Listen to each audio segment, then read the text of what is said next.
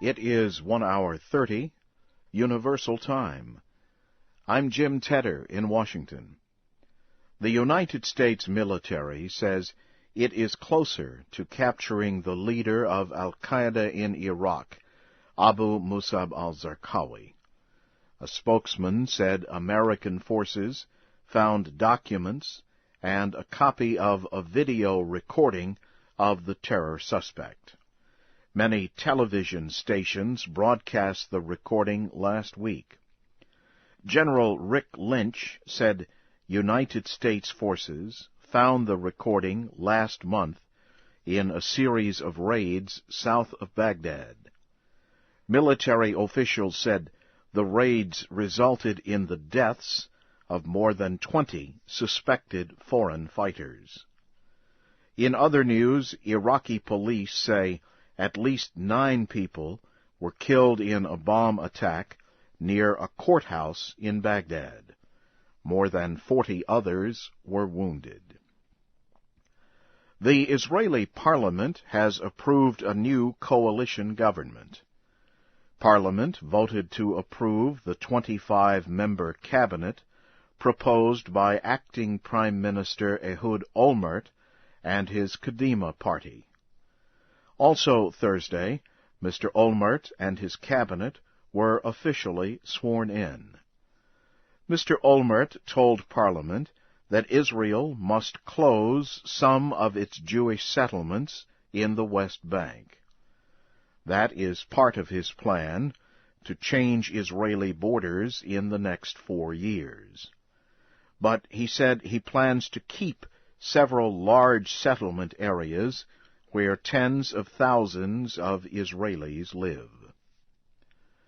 The Iranian diplomat to the United Nations says a newly proposed resolution on Iran's nuclear program is aimed at starting a crisis. Ambassador Javad Zarif told reporters that Iran wants a negotiated solution to the dispute over its nuclear program. On Thursday, 5 permanent members of the UN Security Council held talks on a version of a resolution offered by Britain and France. The resolution does not threaten economic restrictions, but it does include a UN rule that permits sanctions and military force as a last possibility. Diplomats from African and Western nations are trying to continue talks between the Sudanese government and rebels in the Darfur area. However, a time limit for a peace agreement passed Thursday. Rebel groups said they still oppose the terms of the proposed peace deal. United Nations Secretary-General Kofi Annan has urged countries to pressure the Sudanese government and rebels to reach a deal. On Sunday, rebel leaders rejected an earlier version of the proposed agreement. Since then, negotiators have been trying to meet rebel demands for more political power and for disarming of Arab armed groups in Darfur. Maoist rebels in Nepal have welcomed an offer by the new temporary government for a truce. The rebels also agreed to hold peace talks.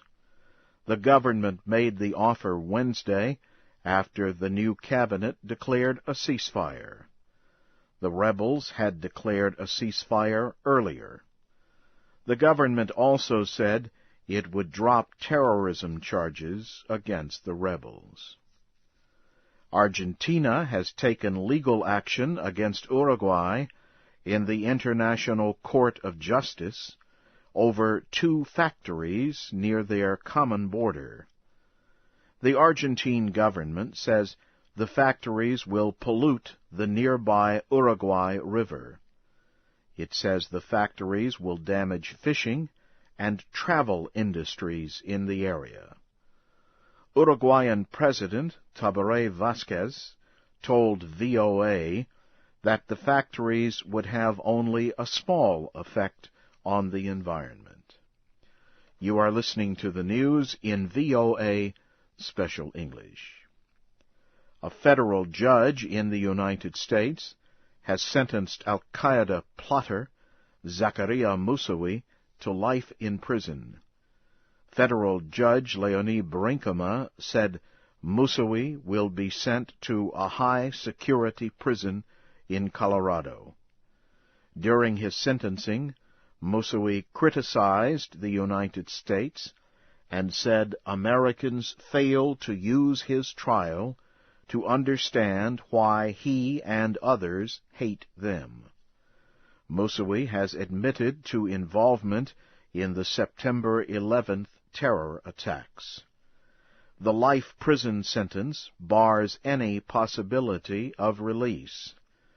Jury members rejected an appeal by the government to sentence him to death.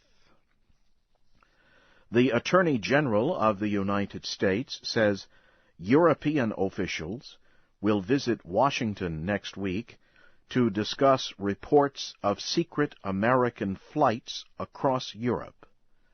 Alberto Gonzales said United States officials at the talks would provide additional details about the flights. The European Parliament is investigating reports that the Central Intelligence Agency used the flights to illegally transport suspected terrorists.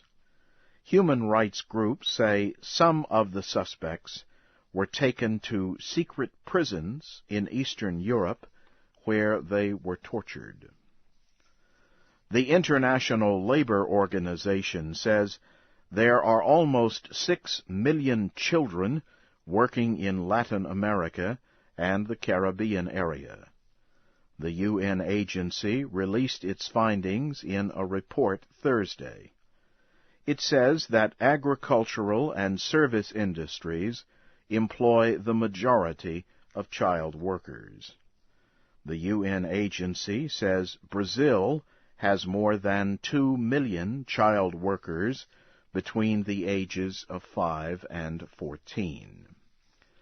President Bush has thanked Mexican Americans for their efforts in the United States. Mr. Bush said Mexican Americans have made the country stronger. The President said the United States is a nation of immigrants and is successful because it welcomes people of many nations. Mr. Bush spoke one day before the Cinco de Mayo holiday, which marks Mexico's victory over French troops in 1862. In the United States, oil prices dropped in trading early Thursday. Prices dropped to less than $70 for a container or barrel of oil. It is the first time since April 17th that prices fell below that level. The price drop followed a government report that showed large supplies of oil and automobile fuel in the American market. And now, briefly, here again is the major news of the hour, read in VOA Special English. The United States military says it is closer to capturing the leader of al-Qaeda in Iraq, Abu Musab al-Zarqawi. In Nigeria, negotiations between the Sudanese government and Darfur rebels are continuing in an effort to reach a peace deal. And Argentina has taken legal action against Uruguay over 2 factories near their common border. And that's the news in VOA Special English. From Washington, this is Jim Tedder reporting.